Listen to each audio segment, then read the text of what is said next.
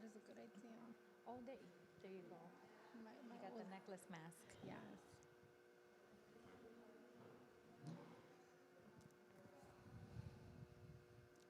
Just let me know when to start.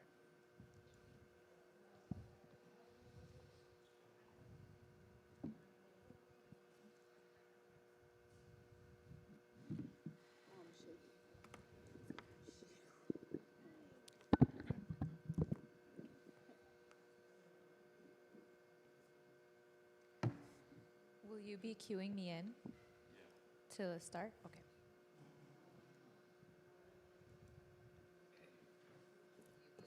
Start now. Hello, everyone. Welcome. Welcome, audience members, and welcome, panelists. Welcome to Segundo Ruiz Belvis Center for our last day in the Afro-Riqueñes series. My name is Dorian Ortega. I am a psychotherapist and founder of Fly Radical Therapy. And I practice at the Honeycomb Network, which is a co-working space that centers Black, Indigenous people of color. So thank you all. I'm going to start by reading my opening statement, and we'll start by having folks introduce themselves, and we'll get into our questions tonight with a focus on healing.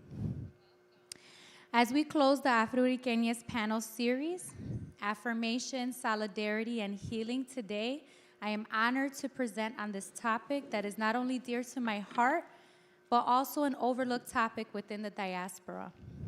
Today, we will be featuring Black and Brown Boricua Youth panel dialogue on healing in regards to systemic oppression, including racism, privilege, and identity challenges. Including youth in dialogue about racial healing is a crucial way to highlight the insightful and social awareness of their lived experience, especially in the age of social media, which has created more visibility and shared space on this topic.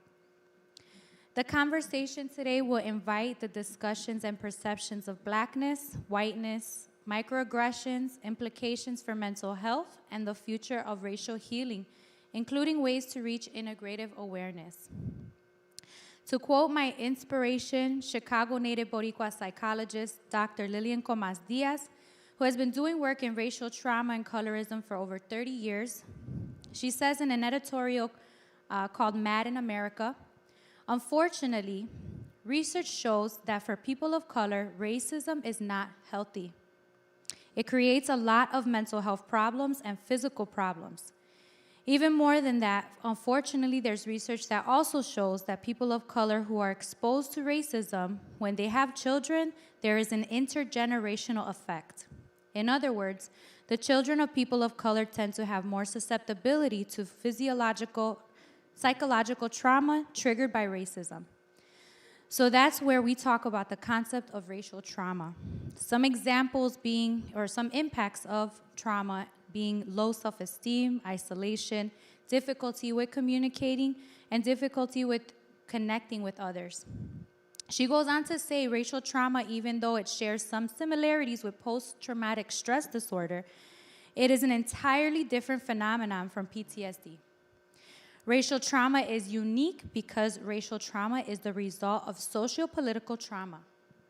In other words, there is an insidious type of distress that many people of color and other marginalized individuals experience, and it is a result of living in a society where racism, heterosexism, classism, and other kinds of isms are making the society oppressive towards those targeted groups.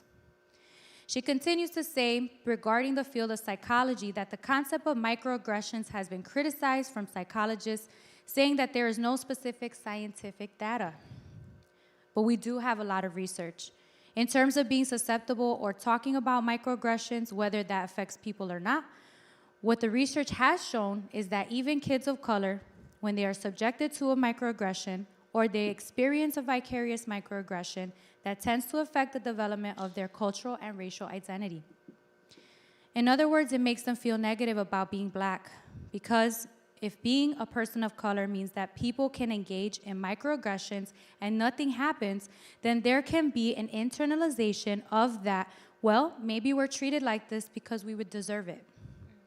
That kind of stuff. So the internalization of when you're being attacked, not for anything that you have done, but just because your identity really affects not only the development of your identity, but it affects your mental and your physical health. And there's a lot of data on that. As a Chicago Boricua myself and part of the Afro-Boricua diaspora, I'm grateful to share space today and honor those before me, my grandmothers. Aquí están. I want to dedicate this work to my niece, my sunshine, my little Afro-Boricua. And I want to share that when we are visible, affirmed, and build solidarity with one another, we are able to heal and continue to build uplifting communities. I want to take the time to thank Segundo Ruiz Belvis Center for hosting this event, as well as the panelists for your gracious time in sharing space. We will go ahead and begin by having each panelist introduce themselves, their name, their pronouns, and their title, and we'll begin with questioning. We'll start right here, and we'll continue to go to the end. Thank you so much, Dori. My name is Arani Shearril. I am 21 years old. My pronouns are she, her, hers, and I am a cultural dance artist, as well as a book club curator of the We Real Cool Book Club here in Chicago, housed at the Honeycomb Network. Welcome. Good evening. My name is Naia Wakai. I am 18 years old. My pronouns are she, her. I am an artist, dancer, entrepreneur, and a student at the Chicago High School for the Arts. Hi, my name is Coda Ruiz. My pronouns are he, him. I'm the co-founder of the Unacademy. I'm 16 and I'm a student. Hi, my name is Tonantizin. I'm 19 years old. My pronouns are she, her, and I am a land nurturer, multifaceted artist, and educator. Welcome, panelists. Thank you for introducing yourself. We're going to go ahead and get started with our first question. All right? Today, we're focusing on healing. And so our first question is, why is healing and mental wellness so important for the Afro-Boricua communities? You can even add, what is healing even for yourself and community? Well, I'll start. I think that why I think healing, or mental healing specifically, is so important to the Afro-Boricua community in general is that I think it's because we're a colonized people, one. I think that Puerto Rico, as a colony of the United States, and yes, I say colony intentionally, not territory, because we are, and colony is a synonym of territory. That's a whole other discussion, though.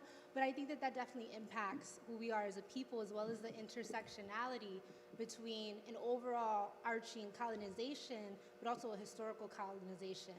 And the fact that we as Black women and Black men in this country have always constantly and are still oppressed today, and how that impacts us with the intermingling of colorism within the Caribbean and Latinx community. So I think that mental healing is crucial for us to come to terms with who we are as people, because I think healing in and of itself is coming to a place of acceptance, of self-awareness, and knowing who you are. I think healing is also, I think it's creating space for yourself and other people like us, such as what we're doing here today. So that's my take on it.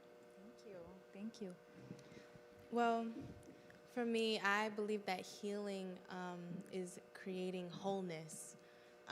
And as Nani was talking about, the intersectionality of not only our communities, especially in the Afro-Boricua community, but also the intersectionality of trauma and pain is very great, especially in the Afro-Latino diaspora.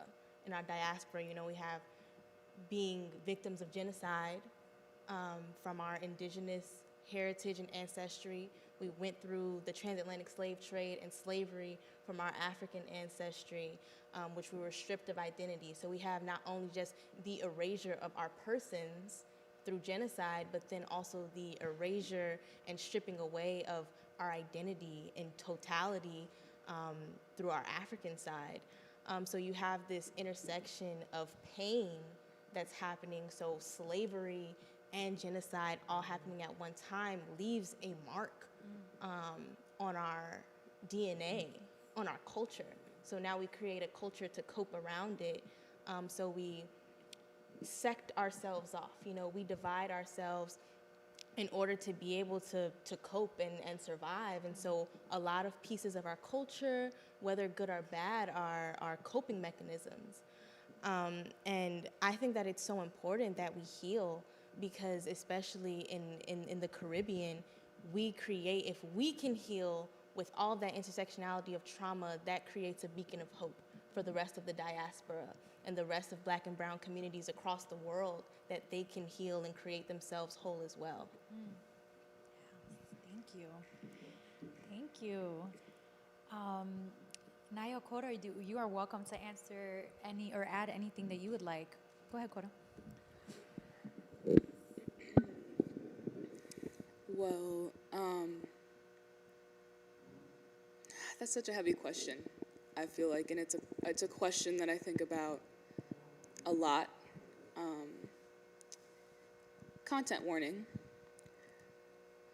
Studies show that in 2019, the second leading cause of death for Black people, African Americans, Black people even, mixed people, was suicide. And 60% of that, I think it's important to mention that 60% of that were grades 9 through 12, and were Black women. And you know, POC or BIPOC are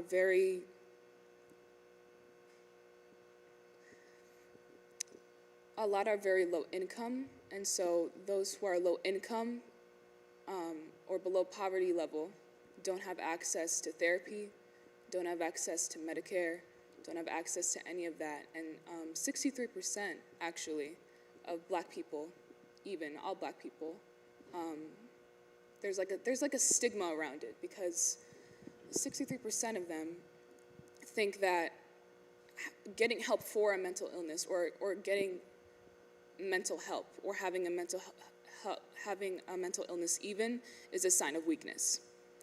And 7.8 million Black people have no access to therapy or Medicare. And I'm sure there's so many more, but that's just, research. That's just, statistics. But I'm sure there's so much more. There's so much more that's not said. And 8 to 9 million Latino people don't have access to therapy or healthcare. And it's really heartbreaking, I feel like. And I think that healing is really important, because I feel like we need to teach that for the next generation, this generation, Generation Z, and the generation before that. But one thing that I think about is how the generation before Generation Z, how I feel like a lot of them have not healed themselves yet. And I feel like the generation before, the youth now, talk a lot about how they want to uplift the youth's voices, and they want to help heal the youth, and they want to help the youth. But it's just, it's wild to me, honestly, because it's like, have you even healed yourself? Like, have you even done that work on yourself yet? Because that shows, like, we can see that. We can feel that. The youth can feel that. It comes out in different ways. It comes out in frustration, in anger, and in academic frustration. And we can feel that pain that hasn't left you yet. We can feel that energy stick onto us when you haven't healed. We can feel that as well. The generation before Generation Z and the generation before that as well, I feel like the elders as well is definitely a big one, because, I feel like we need our elders. We need that healing from them, those, close practices of healing, the physical healing, the mental healing. But there's a lot of, I feel like there, each generation is different, so each generation sort of has this different definition of healing. And I feel like there have been a lot of elders that I've met where I could just tell that, like, I just see this, like, pain, if that makes sense, just, like, in the way they carry themselves. And I feel like it's important that we help heal them as well. And specifically the generation before Generation Z, not necessarily our elders, but the one before us, I feel like, had this idea that they had to, succeed and be mentally well by the time they were like in their 20s, that they had to have it all together, that they had to have it, right, and everything had to be perfect, and I can tell that that's just, that definitely hurt them, and I think about that a lot. So I think that it's important for all generations to heal, because I feel like the generation before us, before the youth now, talks a lot about healing, but just has not done that work on themselves yet, and just completely avoids it and talk about, how they don't want us to live the life that they had, the struggle that they had, right? But, we can feel that pain still. We can see it. As much as we don't, mention it, we can see that. And for that question, what is healing even? I thought about that a lot. And I hope that we get to a point where healing for all generations isn't so like wild or like radical or like just this new thing, So for BIPOC right now specifically, what is healing even? I think that it's revolutionary. Thank you. Thank you so much. I want to agree with Nani, Coda, and Tonantizin a lot, especially about finding your identity and identifying exactly what might not be feeling right. I know Coda mentioned that a lot of POC by POC, instead of seeing mental illness as an actual thing, they see it as weakness. So I think one of the first things that we have to do is identify that it's not weakness, and identify that it's stuff that we have to deal with and stuff that we have to heal from. I think knowing yourself takes a big part of that.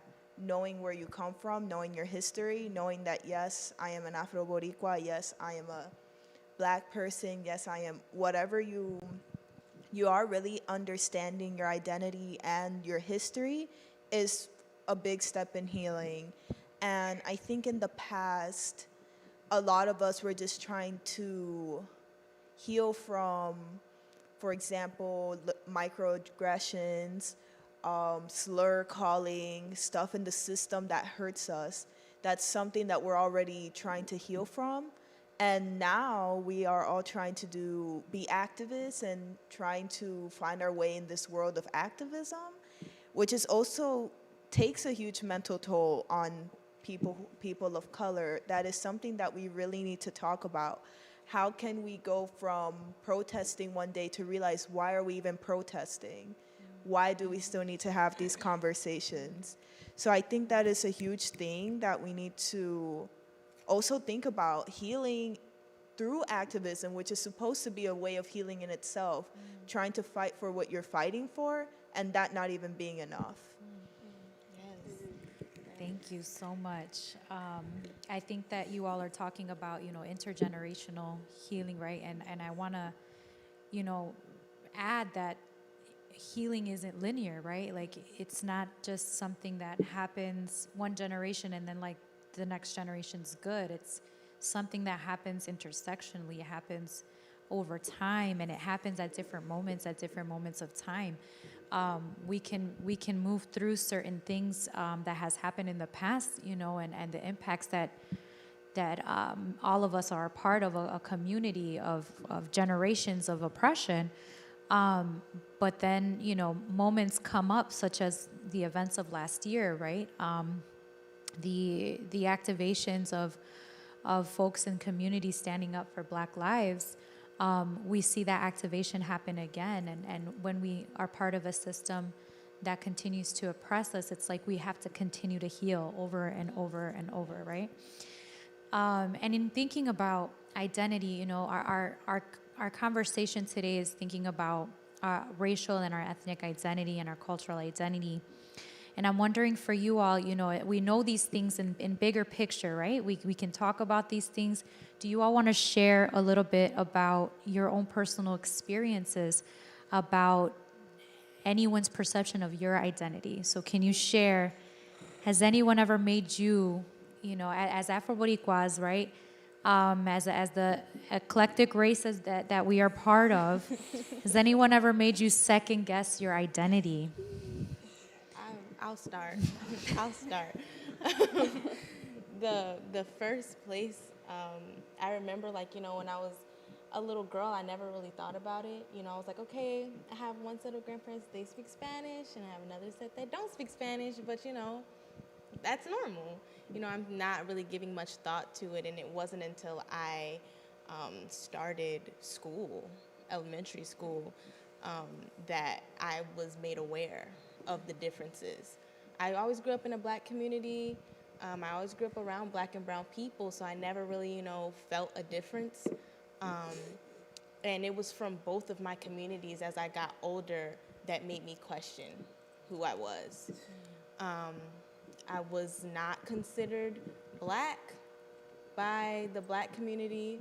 I was too light-skinned. I had long hair. I was a white girl.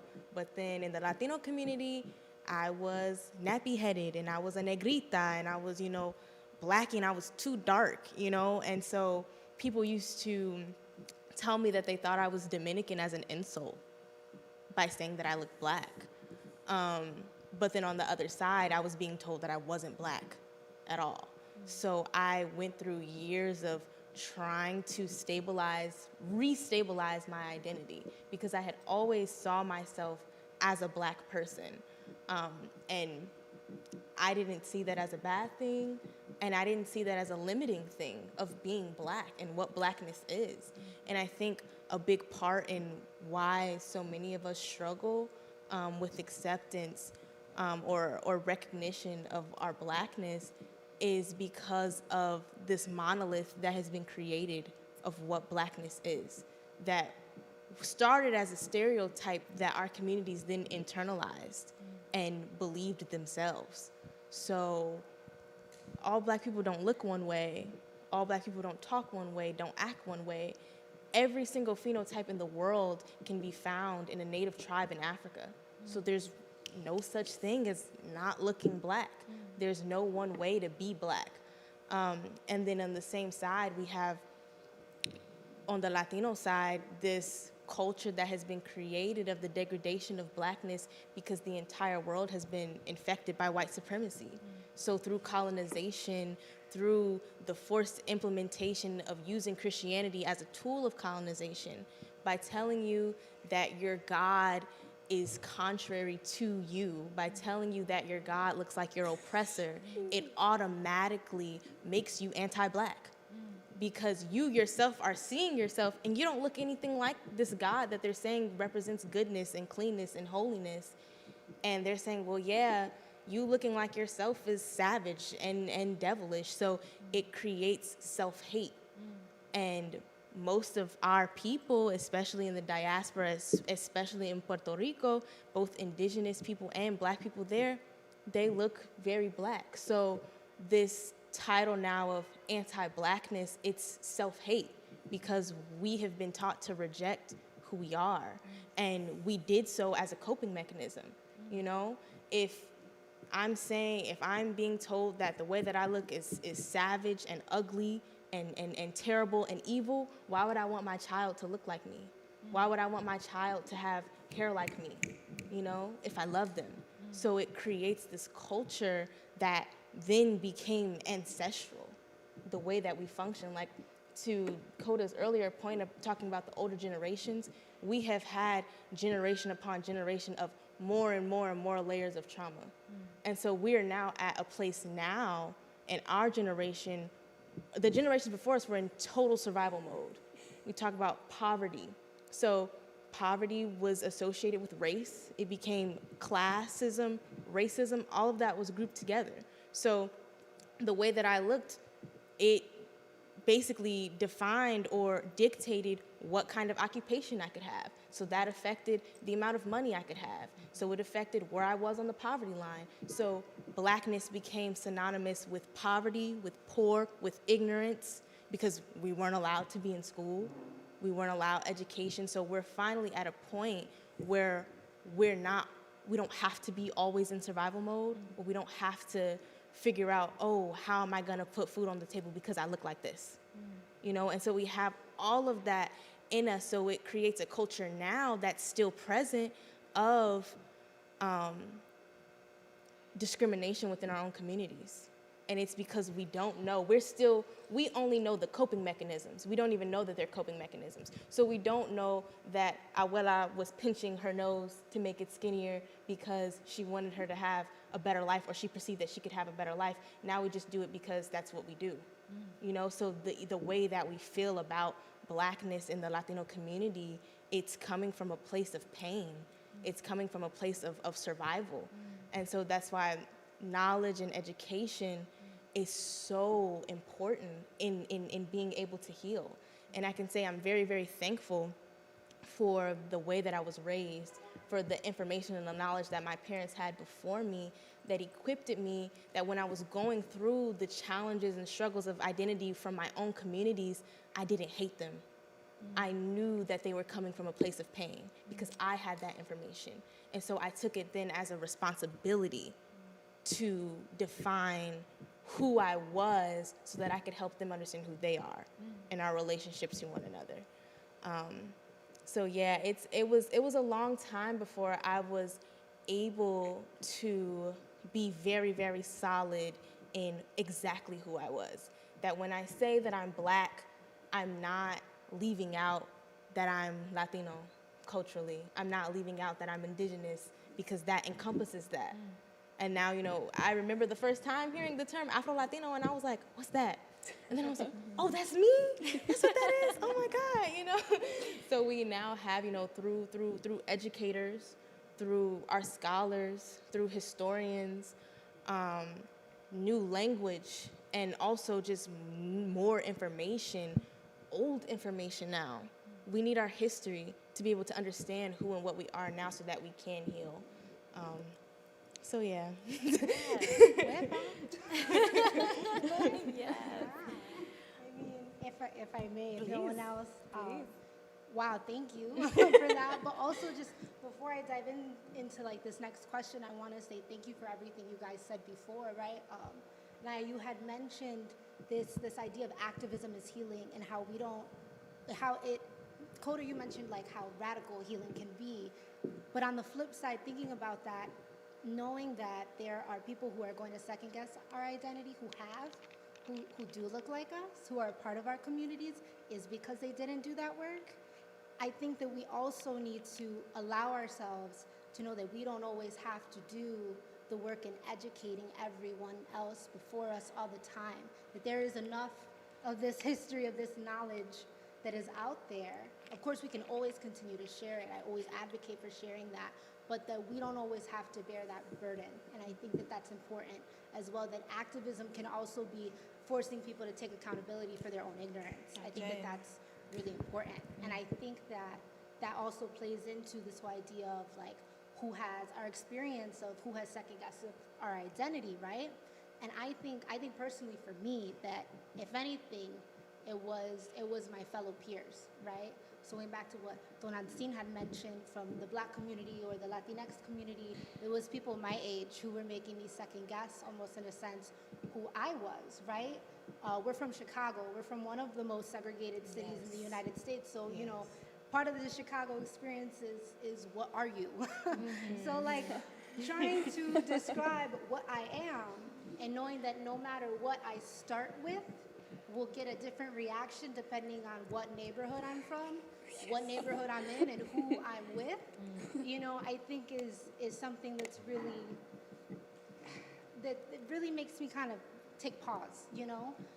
Growing up, mostly going to a predominantly Mexican school, it was interesting because you have this history, this clash of like black versus Mexican here in Chicago that I feel like you don't necessarily see as intense as you see anywhere else, right? You've got this split. And so I have friends who are Mexican who are going like, talking smack about black people, and I'm like, excuse me?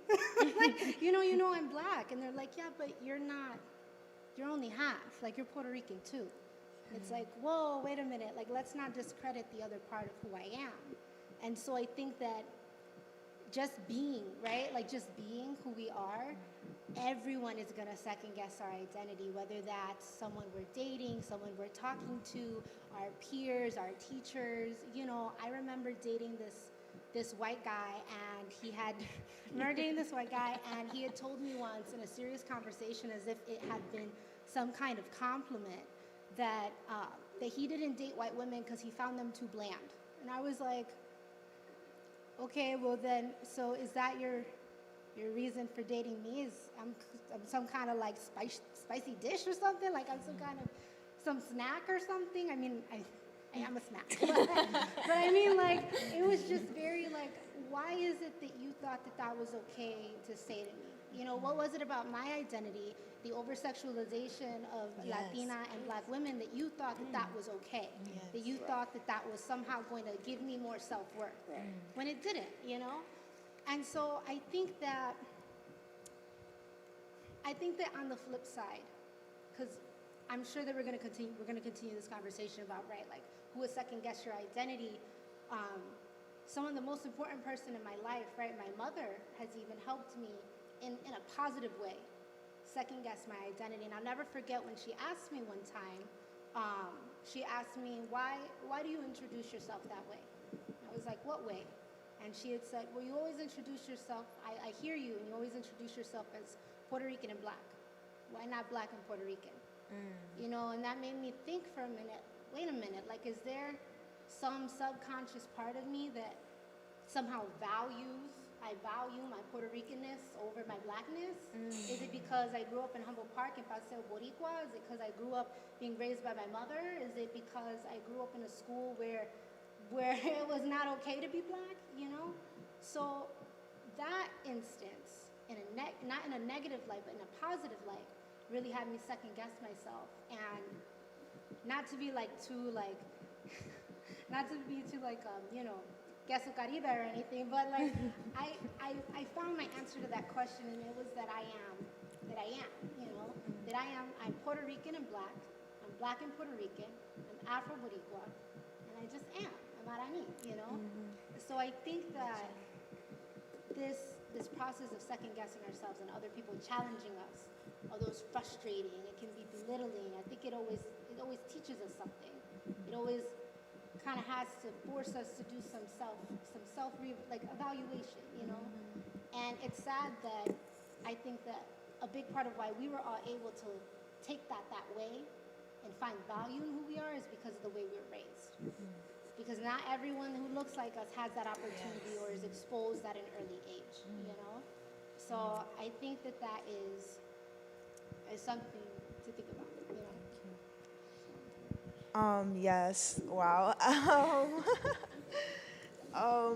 What Nani said about what you start with has a different reaction really, really hit me, because the way people see you at first, they always are going to treat you however they see you first. And it's very interesting when you tell somebody that you're not what they assume you are. They're like, they have like this click moment, like, wow, like, no wonder you act the way you act. And it's like, how am I supposed to take that? Like, you know what I mean? And I think like Afro-Latinos, we have to prove way more to everybody. We have to prove to Latinos, like, it's kind of like you're taking a test when you meet someone new. Do you know Spanish? Where are you from? Where are you really from? Does your grandma speak Spanish? Does your mom speak Spanish? Where did you grow up? It's always kind of like questions that with other people you would already know. You know, you wouldn't have to always question. So with both both sides as well. It's like, no, you cannot be this because you look like this. Or you cannot be this because you talk like this, which I think is also very hurtful because you don't know what you are yourself. And in a positive and negative way, I think identity is a door because it can, in many cases, when people just see me as Black, not Latino, Latina, nothing, just as Black, they treat me a certain way until I tell them, wait, but I'm also Latina, I'm also Puerto Rican. It's like, oh, let me treat you with a little bit more respect because you're not this type of Black. And from many Latino people I've heard, like, well, you're not like them. You wouldn't be like them because you're like this instead, which is also hurtful because it makes me feel like I don't have a voice for the other Black people in my community either.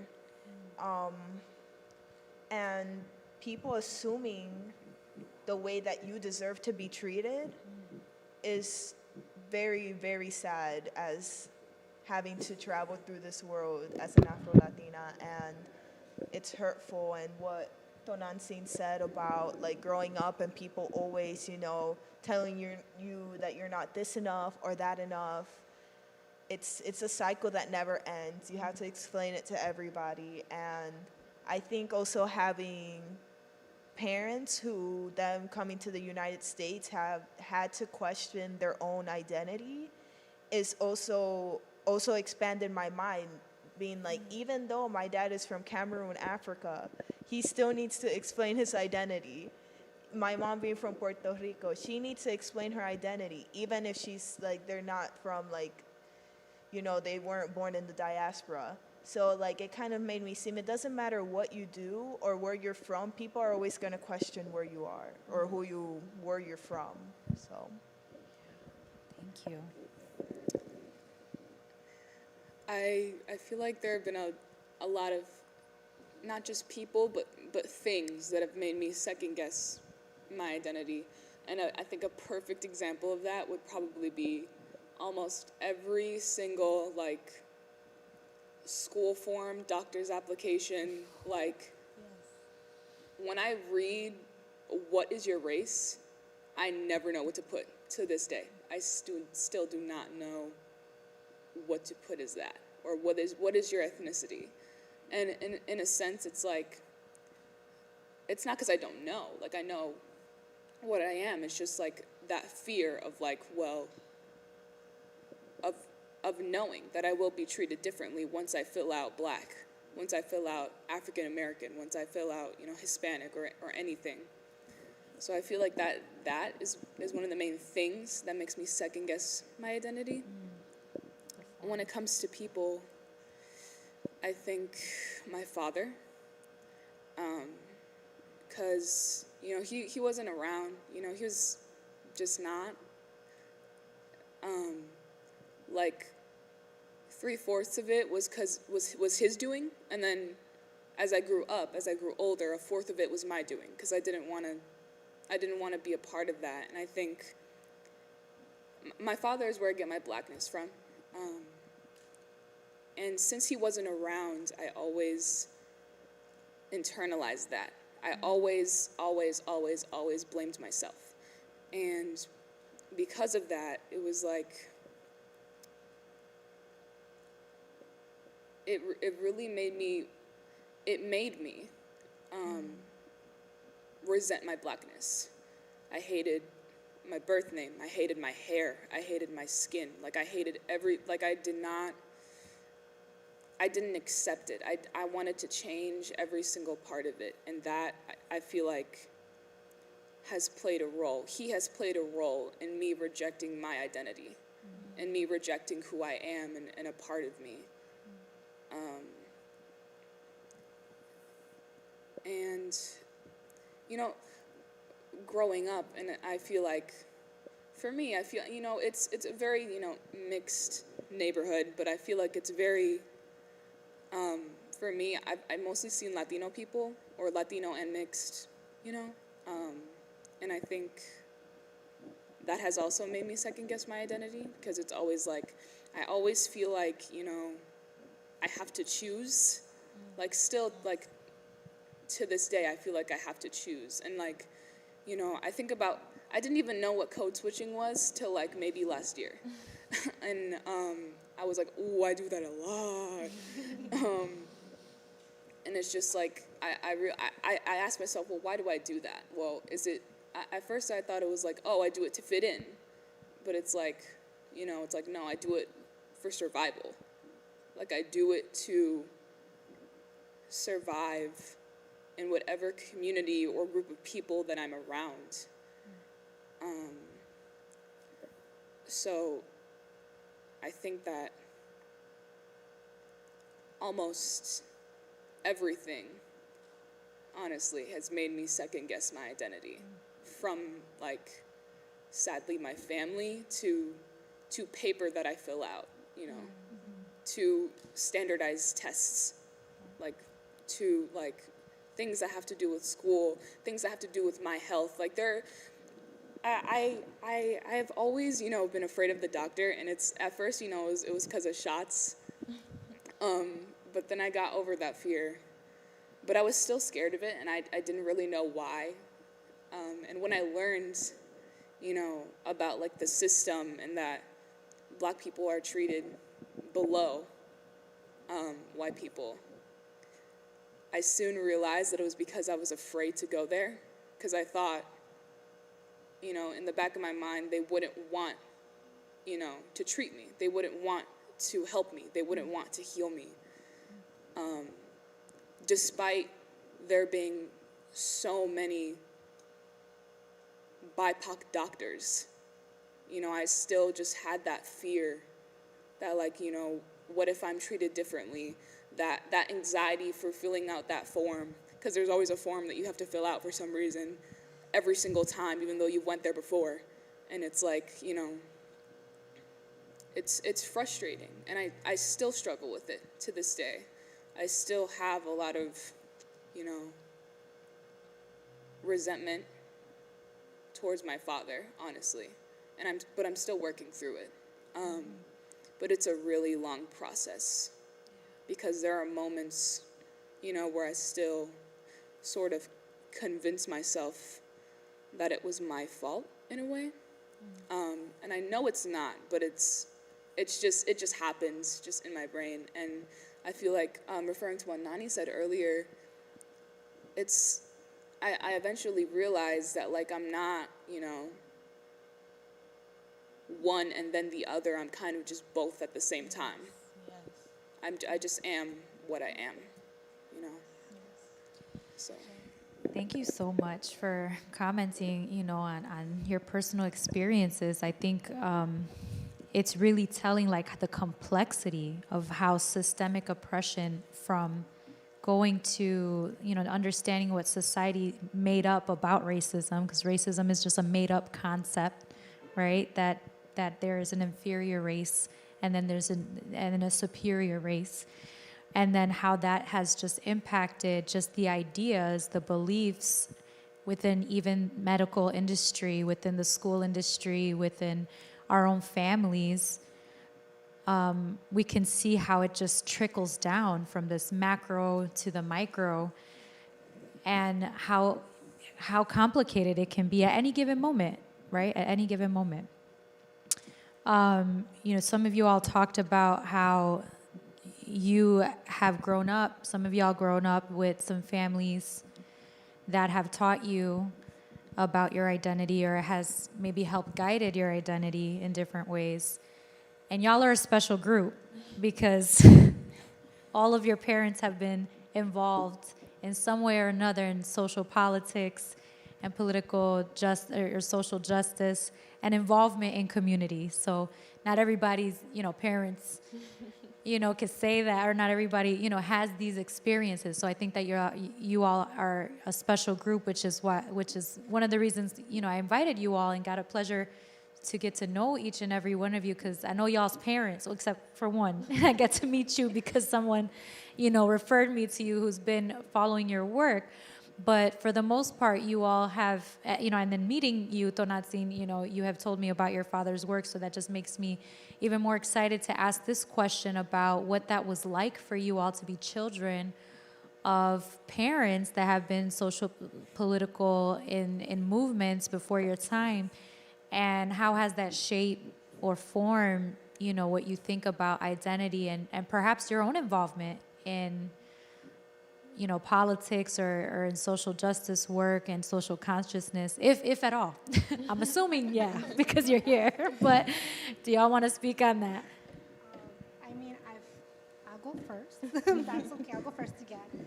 I mean, yes, just yes. If I can answer that question, it's yes.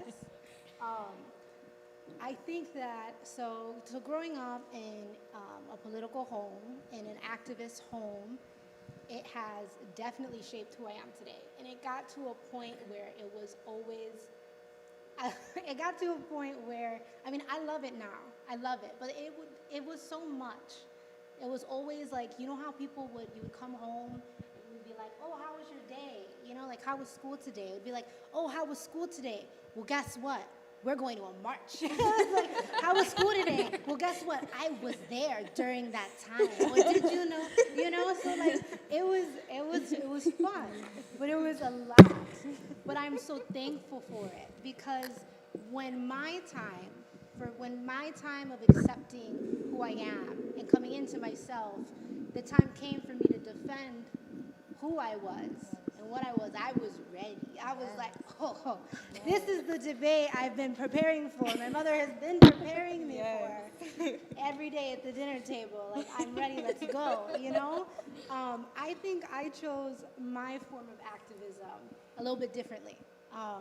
I wasn't as active in the sense that I went to every march, but I wrote a lot. We actually had a conversation earlier. I used to be a part of Louder Than a Bomb in high school, and I found that spoken word and poetry was my form of activism, was my form of fighting back. And so, you know, most, if not all of my poems are about the status of Puerto Rico, are about being Black in America. Yes.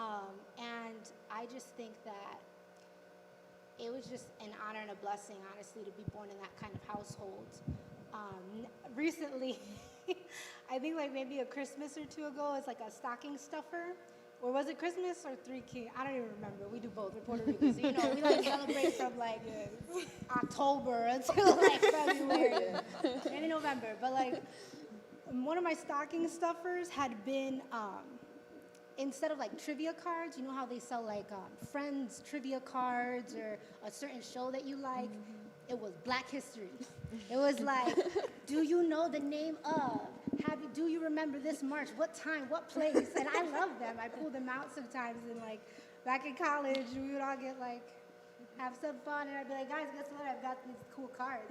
And no one would know, so I would win every time. But I mean, like, I think it has definitely shaped who I am, because it's prepared me for conversations like this. So I wasn't sitting there at a table that might have been dominated by white men or white women who will say that they are invested in our communities and want to be allies, which is great because we need allies, but are not willing to take their place at the table, as in sitting down at the table. You know, so it allowed me to shape my own experience in activism, right? That not everyone, that I didn't have to, in a way, put in as much work as some of my fellow peers have. Yes. Who've had to fight to learn this knowledge that was not accessible to them. They didn't have War Against All Puerto Ricans on their bookshelf. You know, they didn't have that. So, we'll just go around. No, it's okay. I relate so much to what Nani said. It could be very intense sometimes.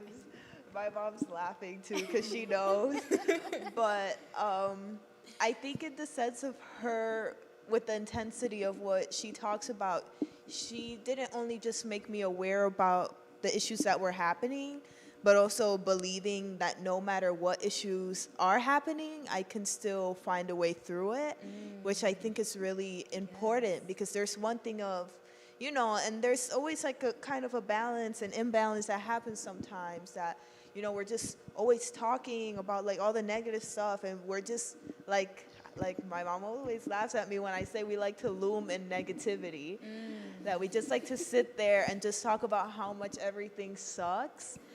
But I think we're able to grow from that as well. And being in the field for dance that I am, that is a very, white art form, ballet specifically. Her always giving me that power and push, being like, oh my gosh, like, I don't know, I never felt like I was off in that. She made me believe that it doesn't matter what art I go through, that I will be able to do it the best as I can just because I'm me, not because of anything having to do with my identity. And that is something that I really, really appreciate, and I wouldn't trade it for anything.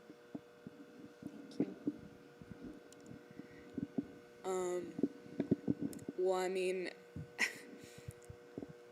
having a mom who is like very well known for some reason, all her friends know you too. Oh my God. So it's like,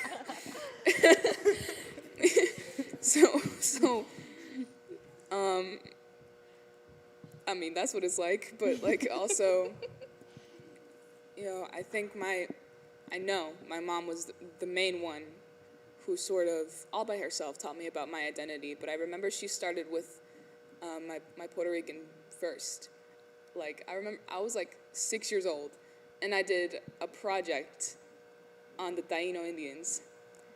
And I still have it hung up on our kitchen wall of like I still have it there. And I remember reading, there was this one book, I think, I can't find it, but there was this one book that I would read.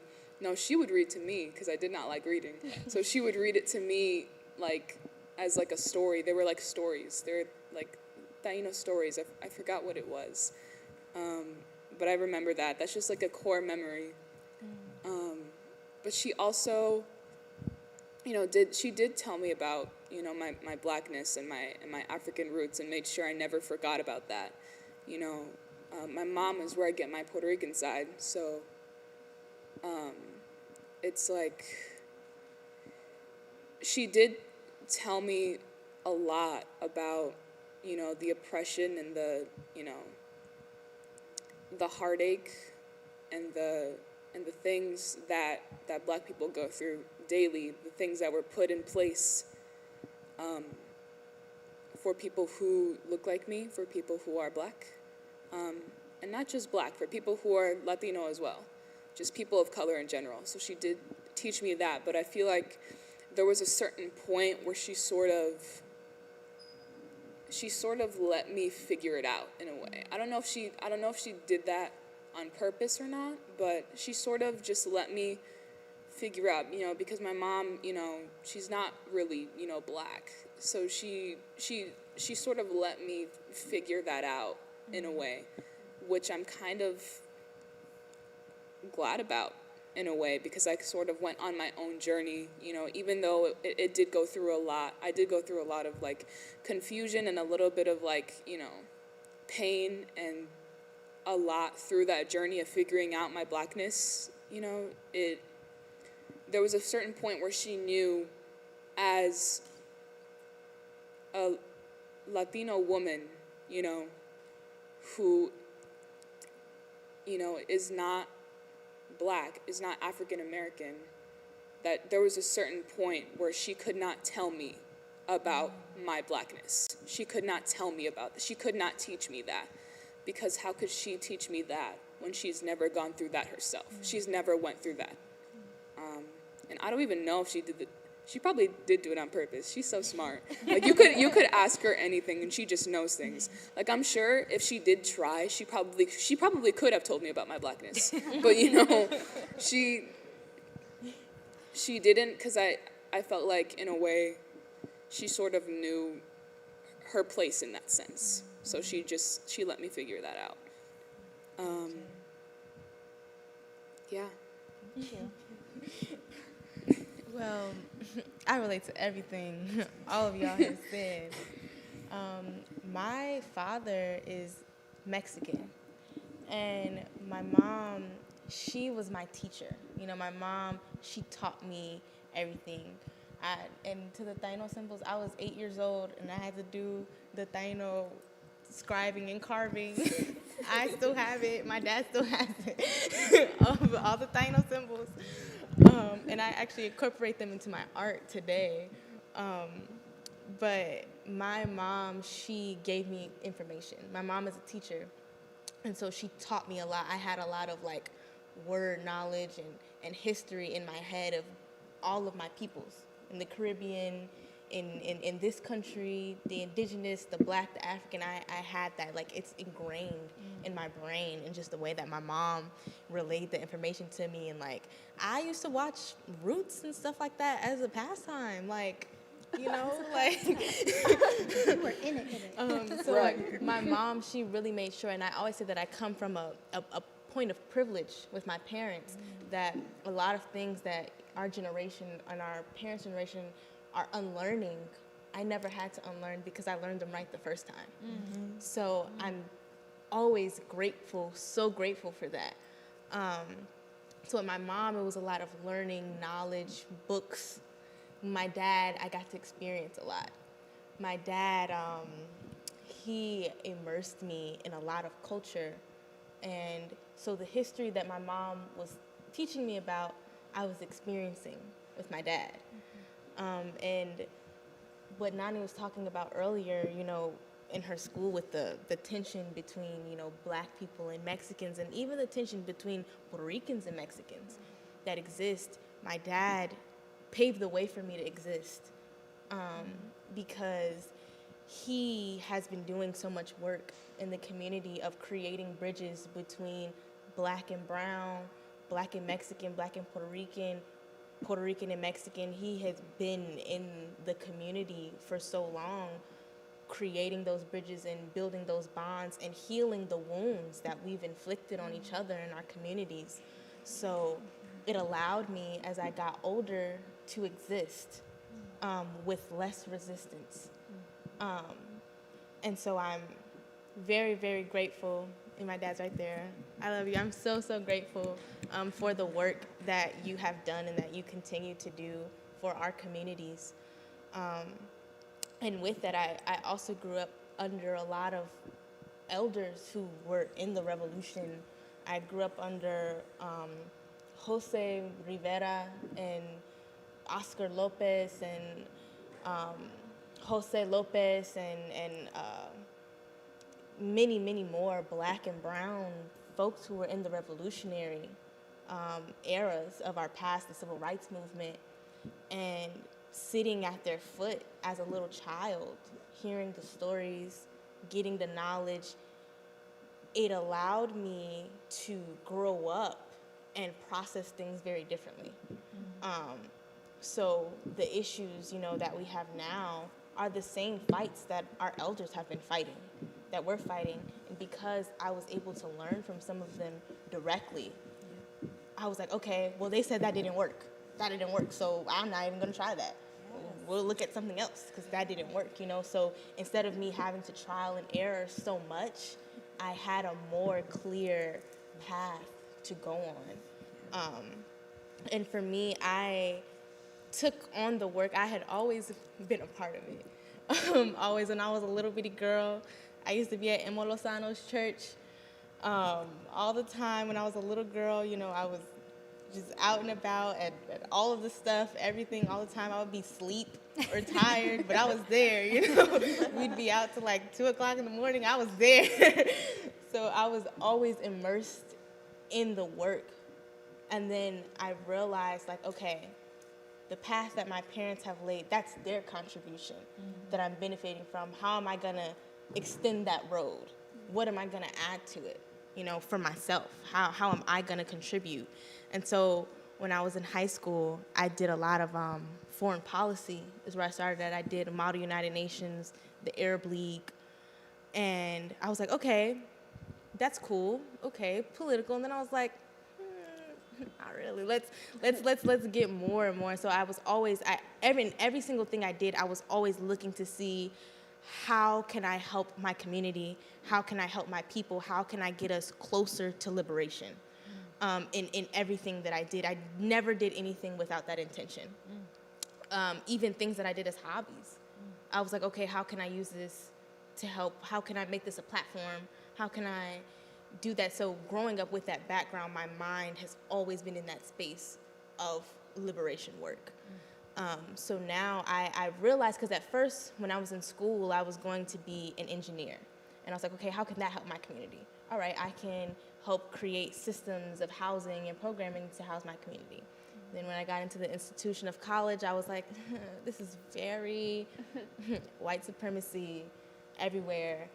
And this is not an environment that's meant to cultivate me. And I realized, okay, this is an issue across the board, not just in college, but in high school, in middle school, in elementary school. And that's when I decided to go into education, where I was like, it starts in kindergarten when you get that white female teacher who over-sexualizes black boys. And so when a little black boy flips her the bird because he's upset, she takes it sexually. And she automatically criminalizes him in her mind. It starts when the white teacher makes the little black girl feel uncomfortable about her hair. It starts when black children have police presence in their schools. So they get into a fight over something petty, and instead of a teacher breaking it up or the security guard breaking it up, they're getting arrested by the city's police and being booked. And so I was like, the educational system is not created for black and brown children to exist. It was never meant for us. For hundreds of years, we weren't even allowed to read. So the educational system in this country has existed for more than that. So the system that we're currently in was created with a mind that we would never, ever, ever get a chance to be in it. So how can it be for us to help us progress? Children in school that are still learning that Columbus discovered America still aren't being taught properly about the atrocities of slavery, still aren't being taught what actual inventions were made by who. And won't. Exactly. And won't, right? Because with the recent ban in Yes. Texas, Exactly. they won't learn. They won't teach them. Like there's still so many lies in the educational system that are based in white supremacy that are being fed to black and brown children. So it breaks them down as soon as they step into the gate, right at that kindergarten graduation, right at that pre-K graduation. They're already being broken down. Their self-esteem is already being hit, which affects your mental. It affects how you feel about yourself. It affects your performance. So they already did studies that showed that black children actually exceed white children in education up into the 3rd grade. And then that's when we fall. So what happens in those first 3 years that our children then fall beneath the standard of education? So that became my form of liberation work, so that, like I said, I had the privilege of learning it right the first time, that I could give that privilege, I could mass produce that. So my plan is to start my own educational institution, specifically starting with black and brown boys, because they are the most at risk right now in the educational system. Black girls, black and brown girls, I'm coming for us next. But we're still going to college. We do have jobs. We are getting higher education. Black and brown boys are getting snuffed out very, very early, and the school to prison pipeline is so detrimental. It is one of the most detrimental forms of systemic racism in our current society. So that became my focus. And I still, I'd be out at the protests sometimes, and I still do the grassroots work. I offer what I can in healing and in helping, where I can, where people need me. But that education, for me, I believe is such a big impact. And like I said, my mother is a teacher. Both my parents are educators. So they set that precedence for me to be like, okay, this is how I can extend. This is how I can create this path to go even further, towards liberation.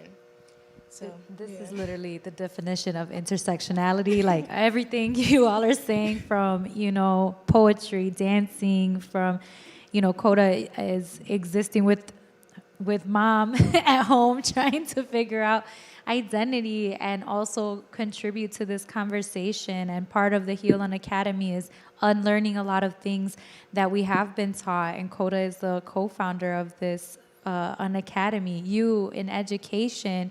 And I can't wait for this school. Like, I'm here for this. So let me know how we can support you.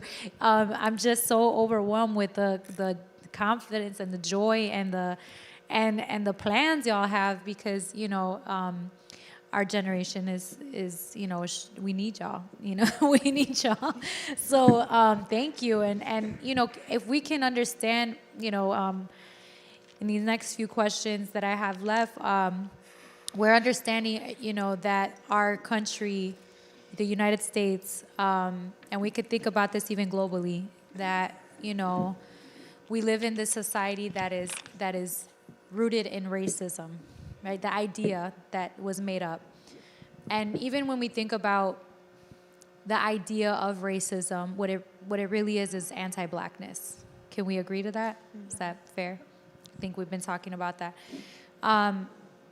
In the understanding, you know, to pick up a little bit of what Tonantizin is saying, you know, and what most of you all are talking about, what can y'all give some examples from yourself or from in general? What has that done to mental health? What has anti-Blackness done to mental health? If you don't mind. Yeah. If you don't mind me starting this off, this is like, I'd actually sat down and thought about this and really thought about this, right? I have a list of bullet points because I really want to take advantage of this time and this platform to say what I have to say about that, because I think that the experience, the anti-Black experience when it comes to mental health is devastating.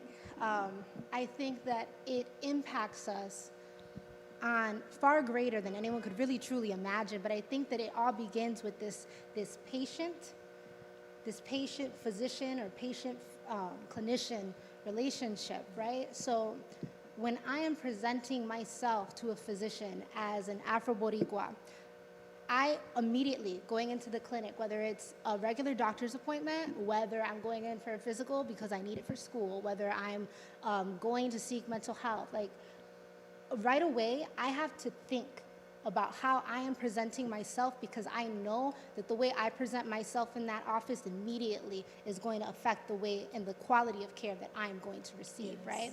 So I am, as an Afro-Boricua, going in not focusing on my healing any longer. I'm going in focusing on all of the stereotypes. I'm focusing on all of the controlling images. From Patricia Hill Collins' Black Feminist Thought, she talks about controlling images and how Black women are portrayed in the media, and how that really becomes a stereotype in this standard that people now assume about you, right? So I'm thinking about all of this rather than thinking about myself. I'm thinking about all of this and how this is going to impact me, right? I don't want to be the stigma.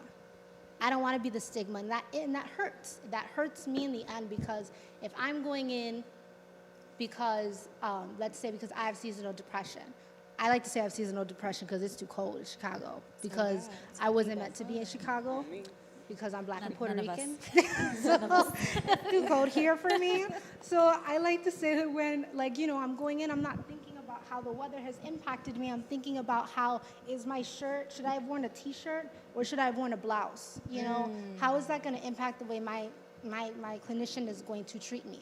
Are they going to tell me, oh, no, you're fine, just like go take a walk? Or are they going to say, let's think about this. Let's get you a sun lamp. You know, let's find out some other ways. Maybe we should prescribe some medication. Maybe we should do that. You know, like thinking about that and knowing that no matter what, I'm not going to receive the best care, right? But this goes into something I want to talk about later. But like, I think that's why I talked about earlier how I think healing is investing in ourselves, becoming aware of who we are in ourselves. This is why it's important that we support BIPOC and POC clinicians and people who look like us, people who care about us, right?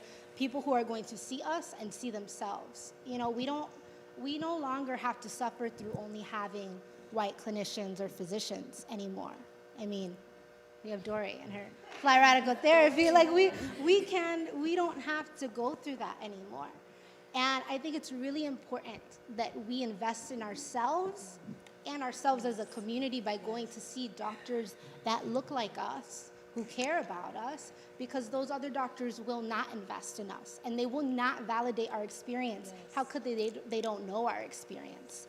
And you know, I think it's hard to heal because of that. You know, like you're not going to get that. You're not going to receive that. And I also think because just as a people, right, we've been subjected, we've been victims of medical research and experimentation forever in this country, yes. right? And I say this confidently, and I say this with the backing of history, right? Because yes. I'm talking about the Tuskegee Project, yes. right? I'm talking about, let's observe the natural history of syphilis in the African-American population in the United States. Let's give people syphilis and see what happens yes. without letting them know that they have syphilis yes. now. You know, it's the fact that the eugenics movement started here in the United States, that movement, which would later impact and lead to, I forget his name, but he's a monster. I think it's Joseph Mengele. He was the main head doctor of the Auschwitz concentration camps, came to the United States to learn about eugenics, yes. which he would later then go and be funded by the Rockefeller Foundation in the United States yes. to do his experiments yes. on Jewish concentration camp victims. You know, it's the fact that mass sterilization of Puerto Rican women, right, has been going on from the 1930s to the 70s. And we're talking about sterilization of Puerto Rican women, 1/3 of the population, without even knowing that they were being sterilized, yes. right? So I'm talking about my great-grandmother having been a victim of forced sterilization. I'm talking about the fact that we can thank Harvard and their 1954 contraceptive trials yes. for having the pill, right? Because they were targeting Puerto Rican women and not letting them know that this is not the same contraceptive or birth control pill that you guys already have in Puerto Rico, that you've already developed that is working effectively. This is a pill that has not passed any kind of safety test. Yes. That this is a pill that is extremely boosted with hormones, right? This is where an intense research project and experimentation where we are going to subject you to. Yes. You know, so like, it's the fact that in 2016, 73% of white physicians or medical students said that they believed full-heartedly that black patients yes. did not feel pain on yes. the same level as white patients. Yes. Like, what is that? What do you mean? How does race, which is imaginary, have anything to do with biology? How does that have to do with my pain level? It's why black women go to the hospitals complaining about chest pains and get sent home to die of a heart attack. Yes. You know, so I think that blackness has not only impacted my mental health experience, but also my health experience yes. in this yes. country, you know? Right. And I don't say that to discourage anyone from seeking help or going to the doctor, because we need to invest yes. and we need to get help and get better. But I just want to remind everyone that it is important that we get better within our community, that we get better together. Yes. And part of that is supporting people who look like us and who are doing the work. Because there are physicians who have not yet done the work, like Coda had mentioned before. There are older folks who have not yet done the work and perpetuate the same negative stereotypes or narrative upon people they're supposed to be helping. Yes. You know, so... That's what I got. Yeah. Oh, yeah. That was a lot. And it's important to say that though, because, challenging these systems are also just as important, challenging that doctor if they're not giving you that treatment, challenging them to make sure they do, because that is your human right? Thank you so much for talking on that. Naia, do you want to? Wow. To be honest, I feel like Nani said it all, but... But I do want to add on that for me, how anti-Blackness has affected my mental health is people thinking it doesn't exist at all. Mm-hmm. I think, especially last year during this time, was one of the hardest times of my life ever. The pandemic and being isolated, not being able to see anybody, and at the same time, all of the stuff that was happening with Black Lives Matter, it's like, it felt like everyone's eyes were on you, but at the same time, not for a good reason, you know? Everyone was waiting for your reaction, but your reaction didn't, like, matter. I just, like, panels like this that are happening right now, like, that we're talking about activism and, like, how that affects our mental health, like, I'm, like, so grateful, because that is something last year I thought was not possible. I couldn't be an activist and have good mental health. I had to be crying in bed one day and having to hold a poster that my life matters the next. Right. Like, I didn't think you could have both. And having these conversations, knowing that there's other people who have similar experience to me, has really, like, taught me so much. And that, like, you know, as alone as we may feel, we're not alone, and that there's a lot of people who are here to listen to us. Like, Dori's here to listen to us and give us this space to speak. And I'm super grateful for that, and acknowledging that anti-Blackness is a problem within our own community, within ourselves, within the world, within the United States, and it's something that we have to deal with.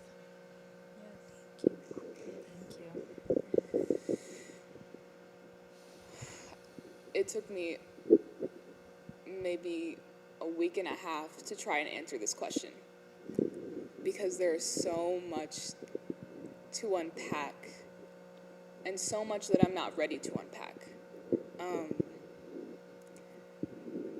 When I think of mental health, when I think of mental health, I think of all health, because I know that, you know, all health, it's all connected. Physical health, you know, affects your mental health, and emotional wellness affects your mental health. It's all connected. So relating to that, there was one thing that I thought about. One thing that sort of, you know, rubbed me the wrong way. There was this meme trending for a while, and it still does, talking about the hot Cheeto girl. And it's basically this stereotype of a black girl who always eats hot Cheetos in class and is mean and is disruptive and is just rude, is, you know, the bad kid, who's always eating hot Cheetos in the morning. And, you know, at first, I was like, I didn't find anything wrong with it, because I was like, oh yeah, I know that person, you know? But then it was like, okay, well, let's unpack that, right? Yes. Like, why is she eating hot Cheetos in the morning? Is it because she lives in poverty and does not have enough money to pay for a full meal in the morning for breakfast? Is it because there's, you know, the breakfast in school is just not good, so she chooses to get the snacks in the corner store, the candy and the hot Cheetos and the, you know, that junk food, you know, that's naturally appealing to a girl who is not even a teenager yet? Because I experienced that when I wasn't even 13 yet. Like, I was in middle school. So just really sort of thinking about that. And when eating that junk food affects your, you know, your bodily health, which can affect your physical health, which can affect your mental health. My mom tells me this all the time, and I'm still, like, working on it, but she's like, you need to fix your diet, because that is something that is affecting your mental health as well. That is something that still affects you. Like, that you're wondering why, you know, you're getting all this acne, and you're having, you know, just a lot of, just all these side effects that you're confused about, but it's, you know, it's your diet. And if I really were to unpack that, it'd be like, okay, well, you know, I mean, but I had the privilege, you know, to have access to breakfast and to, you know, have that, but I know a lot of girls, it was specifically girls and young women of color who did not. So that was the first thing I thought of. I also have bullet points, because it's bullet points. It's a lot. So, as I mentioned before, for, like, a lot of my youth and honestly, still sometimes now, I rejected a lot of my Blackness. And I feel like a lot of it had to do with being made fun of as a kid, you know? Like, and just, you know, the anti-Blackness in every single community around the world. Yes.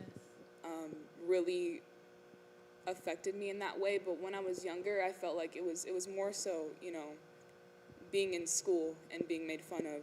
I remember, like, I was walking into class. I was minding my own business, and I forgot who it was, but some kid looked at me and was like, "Oh, like, you look like a man girl. You look like a man." Like, and I was like, "Hey, yo, like, what is that?" I didn't even do anything to you, you know? And that was probably one of the first experiences I had with getting made fun of because of how I looked. And they looked exactly like me. And it was just really, it hurt my feelings. And I feel like it's not just affected, like, my racial identity, but, like, my whole identity, anti-Blackness. Because I am a part of the LGBTQ community, and the LGBT community is so anti-Black, like, and it's really harmful, and there's a lot of death that comes with it, and a lot of pain that comes with it, being Black and LGBT. The trans women that are being, you know, murdered, and, you know, the gay women who are just, there's just a lot, and I think about it all the time, and it's sort of like this fear, and I see so many, like, on social media, I see a lot of women who tell their stories who are scared to get hate crimed on a day-to-day basis, and like when I was younger, I sort of knew how I felt about people, and, like, liked everyone, but I always felt some sort of, like, resentment towards that idea because it was so normal for everyone to either be straight or bi, and I knew I wasn't bi. Like, I just kind of liked everyone, but I couldn't put my finger on why I didn't want to tell anybody and why I didn't want to show that. Even growing up, you know, with a queer mother who surrounded me with that, who normalized that, I still sort of had that fear because there were kids in school who were always, you know, gay is an insult. And, like, as a result of that, of just anti-Blackness pretty much almost everywhere, you know, like I said, I resented my Blackness. I had a lot of internalized racism towards myself, and just really hated the way I looked and hated who I was, and I was just so confused as to why people would treat me this way. And I thought, if everyone around the world hates me, then why shouldn't I? You know, that was a big thing. And like,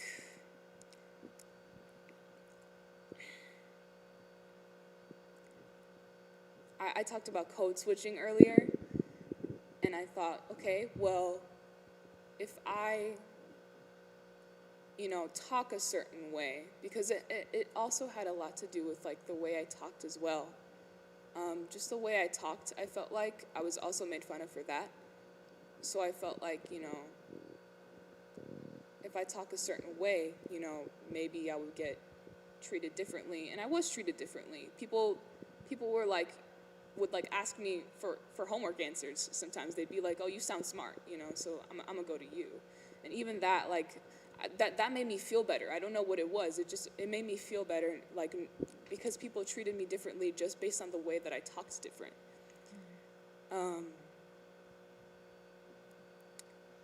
When it comes to my identity,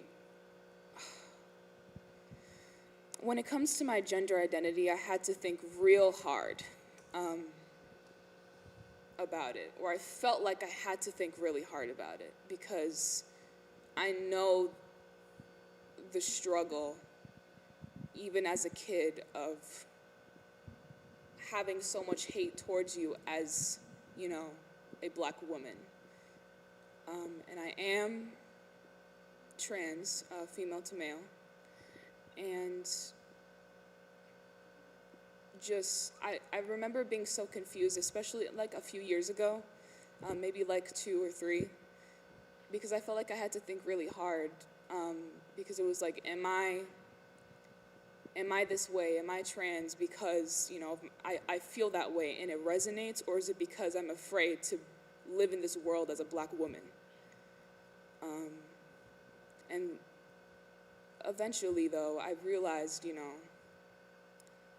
it was never like a choice. It just was what it was. And it did have to do with insecurities, but it wasn't like, it just wasn't a choice.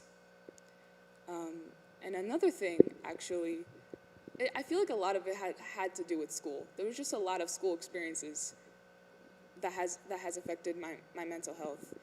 And I personally, with the whole pandemic last year, when like I stayed home, I actually preferred it, because it was just such a big toll on my mental health, I felt like.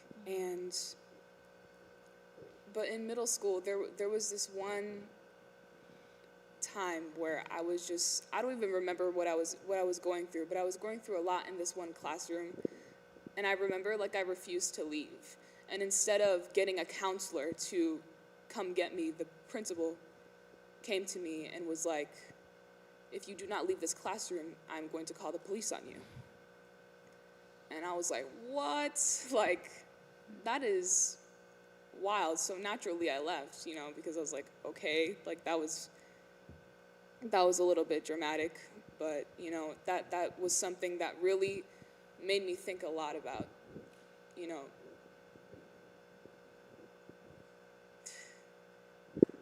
racism. And I'm still recovering from a lot of it, I think. So it's just, it's a lot of things, I feel like. I think anti-Blackness has affected my mental health for as long as I can remember, honestly.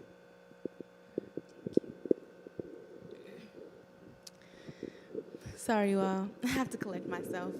I'm very emotional. But listening to everyone's story and thinking about my own experiences, I always say, well, everything that has been said attests to this. I always say that white supremacy is a disease, and it's infected the whole world. Anti-Blackness is just a symptom of white supremacy. It's only a symptom. And it's in every single thing that we do. Everything was made for whiteness and against Blackness. Everything.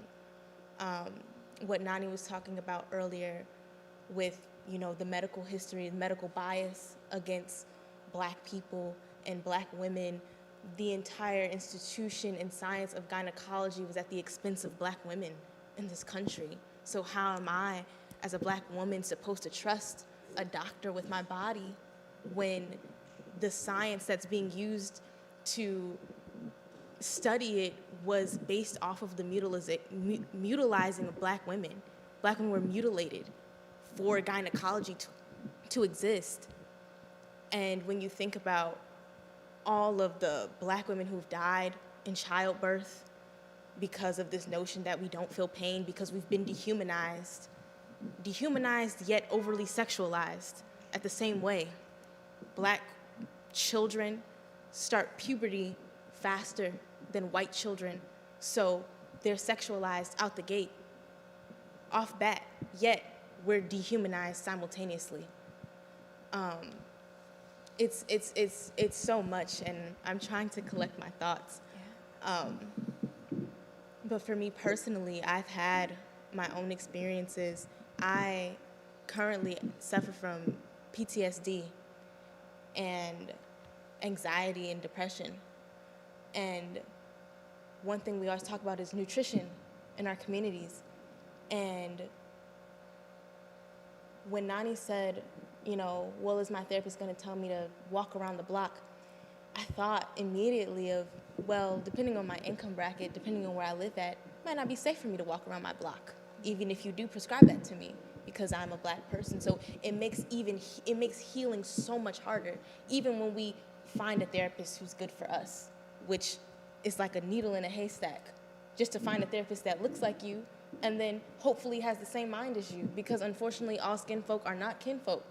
So we have, I'll take my chances though more with someone who looks like me, you know, but we have that too. Not only do we have to reinvest in our communities and have more Black and brown people in mental health in the healthcare system, but then also more Black and brown people who love Black and brown people, who want to heal Black and brown people, who want to care for Black and brown people.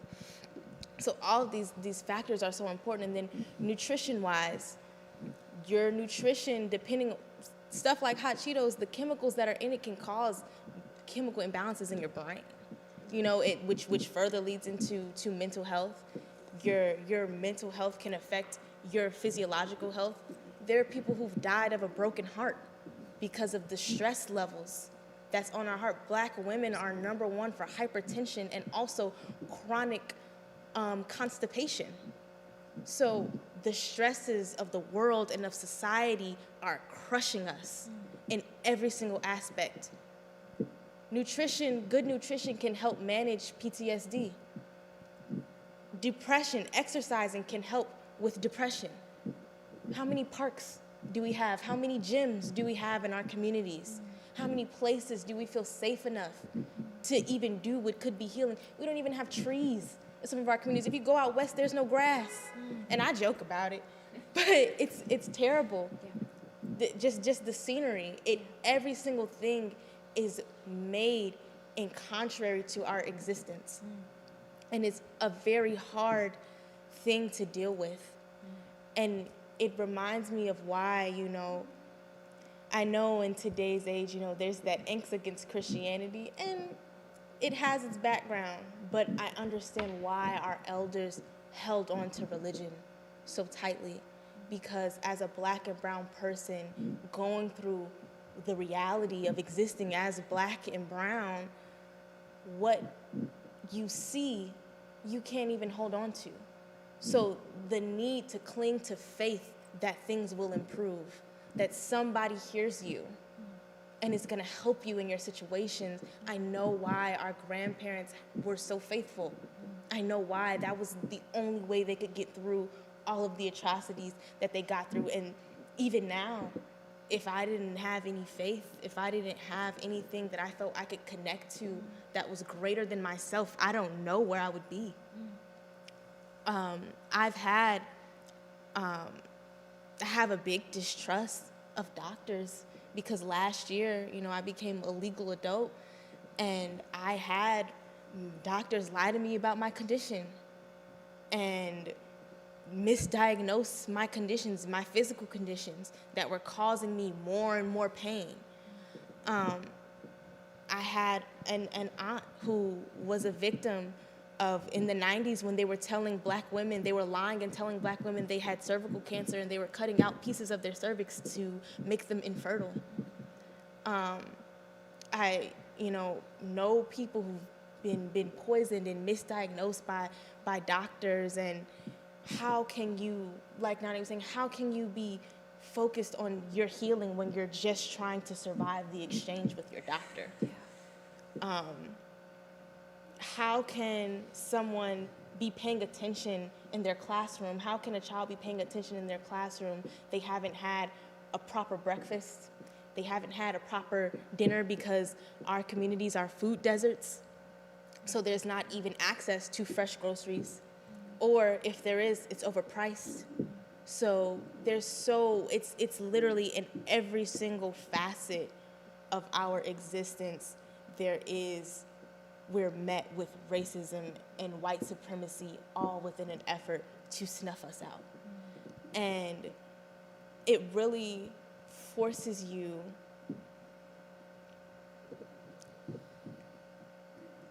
to always be thinking outside of yourself. I remember when we were dialoguing about this, we talked a little bit about the double consciousness. And Black people, brown people have never had the luxury to just exist within ourselves.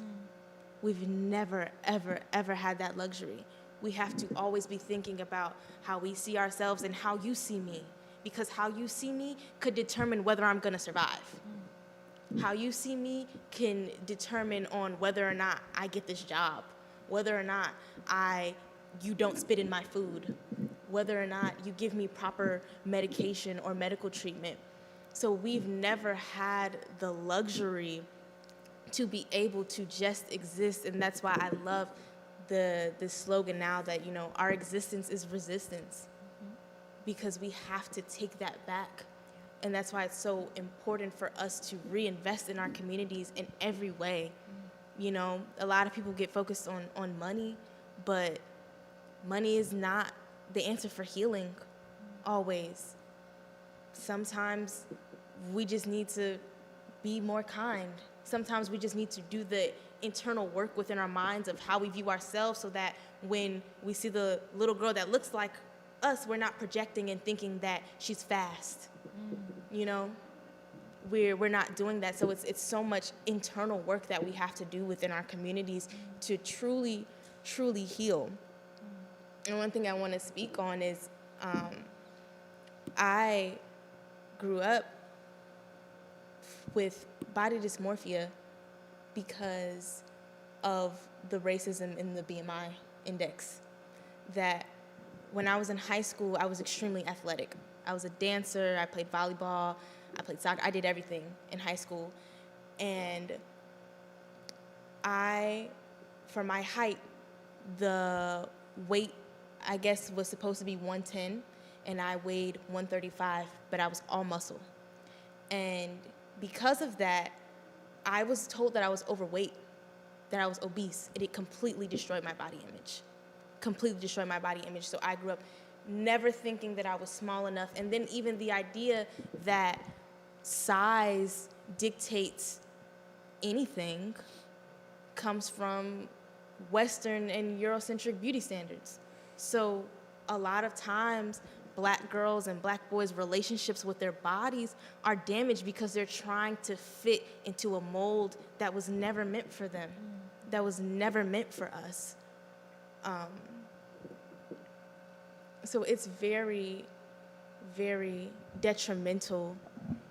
Everything is so detrimental to our mental health. And that's just from our own personal experiences of what we experience right now in ourselves. That's not even calculating in the generational trauma that's in our DNA. The trauma that we carry from our mother, from our father, from our grandma. I always say, at one point in time, every single person was in their grandmother's womb. Their maternal grandmother. Every person was in their maternal grandmother's womb at one point in time. Because people with uteruses, we're born with our eggs. So when you're a baby, a fetus, in your mother's womb, you already have the next generation inside of you. So whatever the mother is experiencing, that's being imprinted on you. Whatever trauma she went through, you experienced that.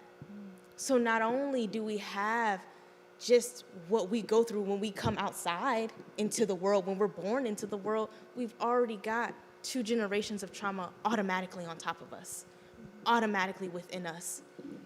And so that's why this healing work, I'm so serious about it, because it's so, so necessary. We're getting to a breaking point where generation after generation after generation of unchecked mental health, there's no place for our grandparents to go to therapy, you know? Unchecked mental health, unresolved, and we're suffering from the exact same things over and over and over and over again. You can only take so much. We're in a state of emergency with our youth. And I'm a youth, but even the generations, even the group that's younger than me, we have to start really, really working to heal ourselves and then turn back around and heal our community. because a lot of people go on and isolate themselves in the name of them healing themselves and then never turn back to their community, ever. And as a Black and brown person, we don't have the luxury to do that. We don't.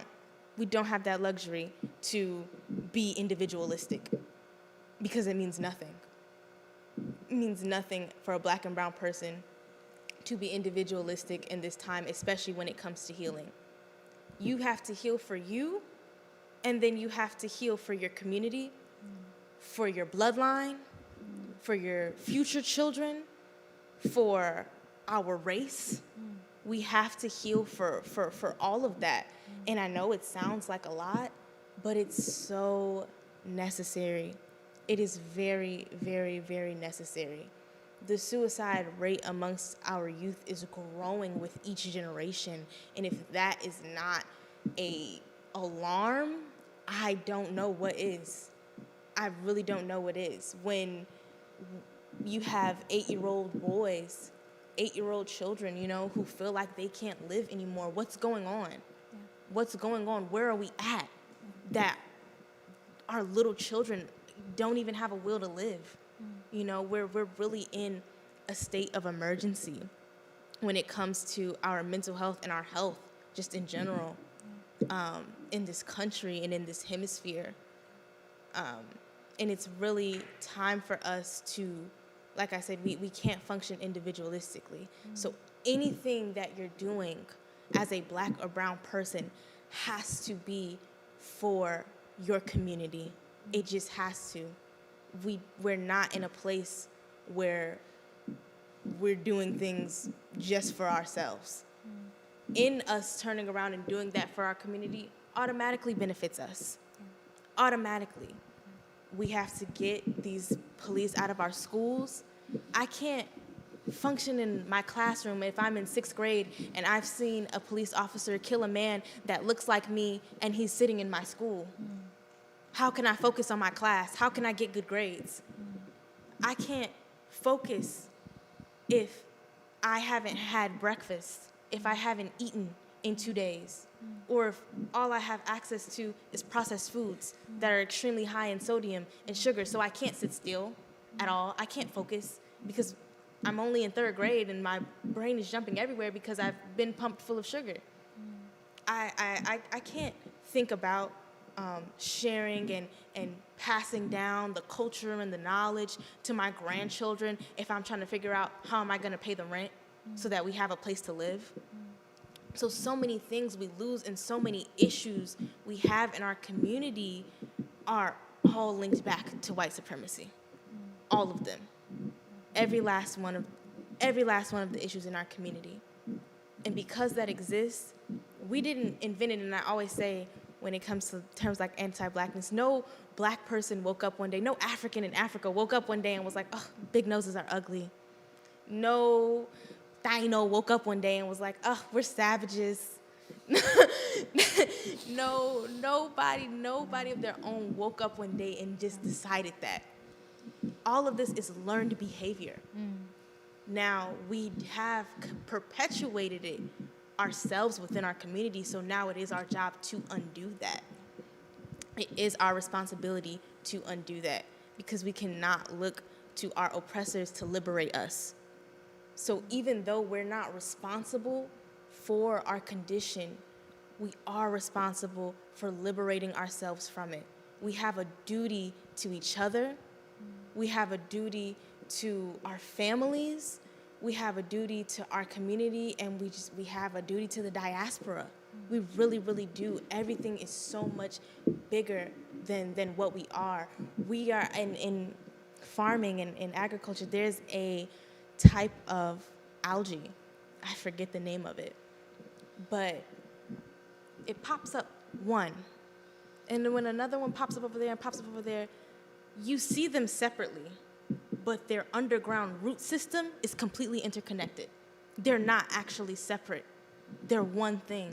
And that's how we are in the diaspora. That's how Black and brown people are. We pop up in different places, in Puerto Rico, in Cuba, in Haiti, in Trinidad, in the Dominican Republic. We pop up in these different places, in the US, in Mexico, and wherever you at. we pop up in different places, but we're all completely interconnected. So when one of us is healing, that sends the signals down into the root. Hey, we're healing, we're starting to heal. And so it brings us together. One of the people that I work with at Sweetwater Foundation, one of my mentors, he's a mental health physician. And he was telling me yesterday, he said, you know, we were talking about redlining and the disruption of communities, specifically Black communities historically here in Chicago. And he was like, do you know what the effects of that are on you personally? Do you know how to measure that? And I was like, well, no, like, I don't really know how to think about that. And he was like, take a plant from outside and rip it up by the roots. He said, and leave it out for 2 to 3 days, and then try to plant it somewhere else and see if it survives. 9 times out of 10, when you transplant a plant, you're putting it at risk. It's called root shock. You're putting it at risk. So if I'm leaving it out of its soil for multiple days, a lot of times when you try to put it back in, it dies. And that is what's been happening to our community. Us as a people here in the diaspora, we got here because we were completely uprooted. We were snatched out of our root and left out for days and then planted in somewhere else. And because we're resilient, we were able to survive. But how long has it been since we've been watered? How long has it been? We need new soil. The soil that we're in, it's not good for us. Some plants need more nitrogen in soil than others. Some plants need different levels of nutrients to be able to survive, and the soil that we're currently in is not created for us to survive. So there's a thing called companion planting, where you put another plant in or next to it, or you get a stronger one of that same plant, and it will put nutrients back in that soil for that plant. And now it's time for us to do that. We have to be the ones that pour nutrients back into ourselves, that pour healing back into ourselves and our communities, so that we're no longer just barely making it, barely surviving, just breathing, that we actually get a chance to live and flourish and progress and grow, and really, truly grow into everything beautiful that we really, really are. So yeah, racism and anti-Blackness affects every aspect of our existence. And that's why it's so important that we address it and have to heal every aspect of our existence. Thank you. Thank you so much. I really appreciate, this panel, and I do want to remind that and echo that whiteness is a pathology. It's a social pathology. It should be in the DSM. It really should, and one day I'm hoping it will be. So thank you for touching on that, and all of you for these points. And before we end, I do want to end with this last question. If we could take a few minutes, we got about 10 minutes left, but I do want to end with this last question. And how do you, each and every one of you, given all these struggles, given all of these obstacles, how do you love and ground yourself in your cultural identity?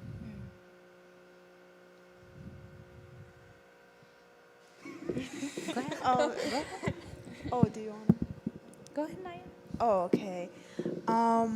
So I kind of mentioned this at the beginning about knowing yourself and identifying what bothers you in certain situations. And I think a lot of people say you need to love yourself, but most importantly, I think I need to know myself in order to even get to that next level. And I journal a lot. I value journaling about my life, my experience, writing down my goals, and being able to look back and see how much I've grown on those things. And I think really valuing ourselves and knowing that we're doing what we're doing for a reason. Like Tonantizin was saying it, we're not just doing it for ourselves. It cannot be something that we do for ourselves, but for our community, for future generations, for everybody. It has to be something that we put that very deep effort into. So I think when we understand where we fit in that, and how we can best help ourselves and each other, I think that's when I truly feel like I've grounded myself. I want to make sure I'm not spitting out words that are meaningless, that I'm not just talking just to talk, just to, occupy space, but I really want to make sure that what I'm saying is going to impact and make a change on people who need to hear and people who really, need to hear what needs to be said. And listening and being able to take that in, like even in this panel, I've learned so much. Like what Nani was saying about the whole medical field, that I knew it, but like the facts after facts after facts, I was like, wow, this is something that really, really sucks. But like I've been saying, like really knowing yourself and being true to your identity. I know that I read a comment on Facebook that said, why do people want to be Afro-Latino? Why can't you just be Latino? Why isn't that just enough? And then I'm like, well, I mean, I am Latina, but I'm also Afro. You know what I mean? People look at me, they are going to assume that I'm Afro something, and I like it. I like that as well. So I think just really, really knowing who you are and reacting to your surroundings as well, how you react to your surroundings, how you take certain information in, how you can sit down and listen to others speak, how things in your brain process, how like every single little thing. I've journaled that. I've journaled every single time something somebody has said has bothered me, and why did that bother me? Like, why has this been a pattern through my life? And we can see when we talk about like PTSD with people of color, when people are yelled with microaggressions, why, even before I knew that people touching my hair was a microaggression, I had no idea. I just thought, okay, my hair looks fun. I mean, whatever. I felt uncomfortable. I didn't feel, when my mom yanked me with la peinilla, that did not feel comfortable. But it's like kind of that realization of why do I feel weird when this happens is so important. Why I don't want to feel like a zoo animal when people touch my hair. And also what Coda was saying about the hot Cheeto girl, I really wanted to comment on that because I also saw an essay that this girl wrote about modern day blackface. And how a lot of these memes, a lot of these jokes, a lot of these trends that are created as like a laughing stock are influenced by black people. Yes. It's literally modern day blackface when I see, white people with the long hair speaking in AAVE with the messy bun and hoops and being like, this is a hot Cheeto girl. For me, that made me uncomfortable, and I didn't know why. I was like, why is this making me uncomfortable? Yes. Why is something that I know only not pertains, because it doesn't only pertain to one group, but why do we always have to be the laughing stock of everything? Why do we always have to be the meme of everything? Why do we always have to, be the entertainment for everything? And the only way that we're valued by POC is by being in entertainment. Our hip hop is cool, our rap is cool, our style is cool, but it's not cool enough to fight for. It's not cool enough to learn its history about. It's not cool enough to, to believe that the people who created it need to be in the center of that art and stuff like that.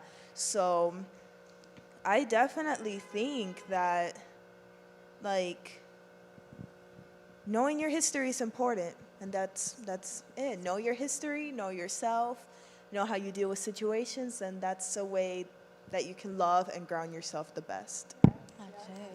Yes. Oh my God. Yes. That's it right there. Yes. I love that you mentioned about the entertainment and about how we're so cool and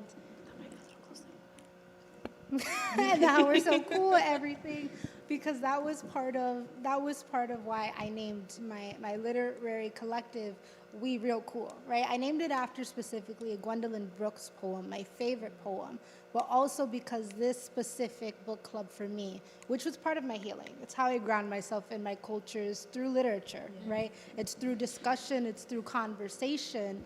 And so the whole purpose of my book club is we only read and only support POC and BIPOC writers. That's it.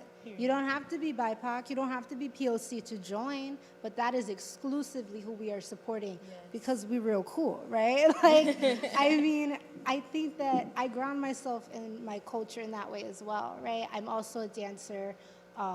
I grew up dancing, Afro-Boricua dance, doing bomba, plena, listening to salsa, which all come from Afro beats, right? I'm super into punk, which comes from black beats as well. People don't know, but like, yes, a band called Death, like, no, that's black too. I like to joke that all music is black music, because it is. But I mean, like, No one's things, gonna argue with you. right? Not on this panel anyways, no one's gonna argue with me. But yeah, I think that it's really important that to ground ourselves in our culture and immerse and love our cultures, to be a part of our culture, you know, because it's beautiful. It is so great. So I just, yes, thank you. Everything you said, times 2. Yes. Yes. I'll go ahead. I times 3 that. Times 3 that. We're doing math. Yes. People want to be like us. They want to do everything like us, but we aren't deserving of living to them still. Because in reality, they want to be us and get us out the way. They wish they could take our place. But the way that I personally ground myself in my culture is to continuously learn about it. Because you learn about it, and so now you get more of the why we do what we do, so that brings it back to life. It revives it. You know, it brings it right back to life. So I'm constantly trying to learn about everything. You know, I hear one thing, I'm, ooh, what's that? You know, ooh, what's that? What's that? You know, I'm trying to learn about everything. And then also just participating in it, participating in our traditions. Like, I started playing the cuatro at 9 years old. I used to dance too.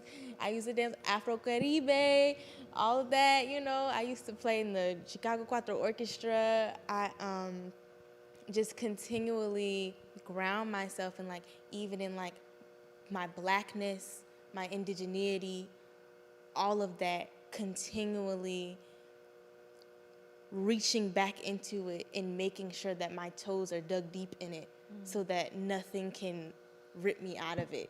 You know, I personally, I like what's been happening specifically in the Caribbean of making patois a language, because it is. So respecting the way that we talk. AAVE is a language. It has its own phonetic rules. It has its own it has its own rules of grammar.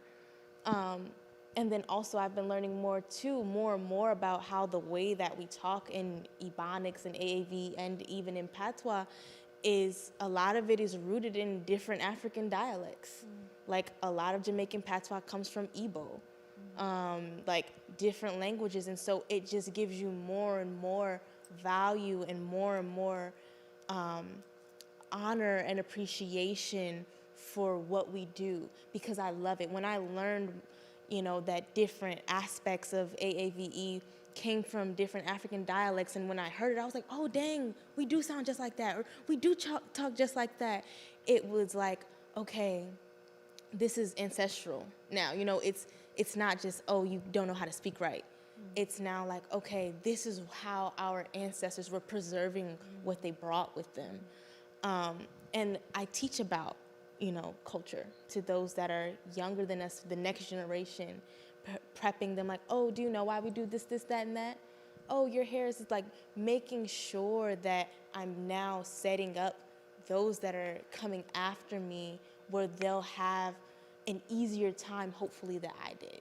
You know, pioneering that way or continuing that way trying to smooth out and pave the road so that it can be easier and easier for them so they can go farther and farther. So I would say the biggest way that I ground myself in my culture and identity is through education, and not in like the sit down, the classroom kind of way, but even just in dialogue. Always just in dialogue, in what I show. Like, you know, as Latinos, we're very affectionate. You know, we're gonna hug you. We have little nicknames. We don't even know you, and everybody is papas, tia, like everybody, you know, and that familial aspect. You know, I intentionally talk like that now. Like at first it was just like, okay, you know, this is what I heard, but I very intentionally speak like that now because it reinforces. If I'm calling you my sister, or if I'm calling you mama, papa, you're gonna automatically feel more connected to me. So you're gonna see me differently. I'm not just, oh, who's that girl? I'm not just a stranger now. Now we're family, you know? So constantly rebuilding those connections, and educating in the way that I remind myself to love myself is through gratitude to those that came before me, always. I used to have a hard time with my name. I used to have a very hard time with my name because it was so different, you know? But I was like, you know, my name is Naia. It's from an indigenous language, you know? People died to be able to speak this language. And then even my last name, you know, Muhammad, people died to be able to have that name here in this country. So through honoring my ancestors and those that came before me, it makes me feel obligated to love myself, because it would be so dishonorable and hurtful, I believe, to them if I was not loving myself after everything they've been through to make sure that I got here, to make sure that I exist. And it's hard because it's very easy in this time to become hopeless, you know, with so much. Every time we turn on the news, every time we're scrolling on social media, you know, even in what's supposed to be funny, in the memes and all, it's like, okay, so you can only be funny if you're making fun of Black women and how we exist, you know. So it's that constant, you know, unplugging even from some of that as a form of self-love, because you are what you eat. And if I'm constantly eating the bad, and not feeding on what's real and what's happening with me and the good, like this is such a beautiful, beautiful conversation. Yeah. That just continually grounds me, is reaching back into who's real and what's real and the positive and the good of us and our culture and our history and each other, how we exist now. Thank you. Coda, would you like to close us with how you love and ground yourself in your culture? I love and ground myself in my culture with a lot of things, but I feel like the main things are probably music and astrology, because not many people know that astrology, you know, was mastered in Africa, in Mali and Ghana, which is where I'm from, where my ancestors were from. And, you know, just sort of studying the stars the same way that they did and just learning about them just, like, makes me so happy. And it, like, my mom got me this big book, like, not too long ago, like, a few weeks ago, and I'm obsessed with it. And just, yeah, music is a big one. I feel like sometimes I can't go to sleep without music. It just really calms me down. And it just is really a big thing that is part of how I grew up. Just different types of music, and the different types of music that I grew up with really sort of, I feel like, in a way shaped me how I am today and how I am.